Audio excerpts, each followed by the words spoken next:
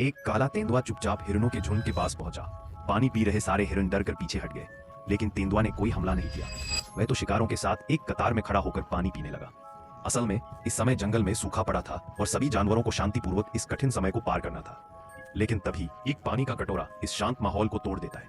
यह कटोरा एक इंसानी बच्चे के हाथ में था। लड़का पानी पीते हुए ऊंची आवाज में गाने लगता है और पास खड़े सभी जानवर हैरानी से उसकी ओर देखते हैं। सिर्फ भेड़ियों का राजा गंभीर था, क्योंकि वह लड़का उसी भेड़ियों के झुंड में पला बड़ा था। उसे भी अब भेड़ियों की आदतें सीखनी थी।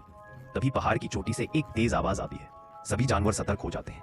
जंगल का शासक बाघ वहां आ गया था। अपने मूडी स्वभाव की वजह से बाघ से सभी जानवर डरते थे। लड़का भी धीरे से भेड़ियों के राजा के पीछे छिप गया, लेकिन बाघ ने उसे देख लिया। वह लड़के को ही ढूंढता हुआ आया था, क्योंकि इंसानों ने ही उसकी एक आंख फोड़ दी थी।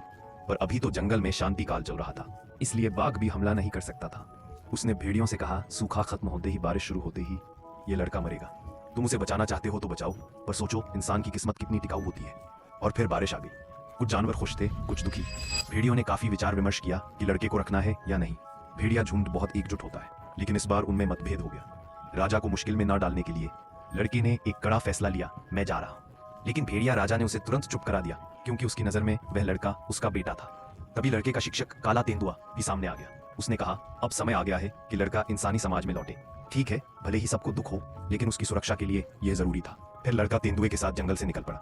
वे खतरनाक झरनों को पार करते हैं, खड़ी चट्टानों से गुजरते हैं। रास्ते में सुंदर नजारे होते हैं, लेकिन लड़के का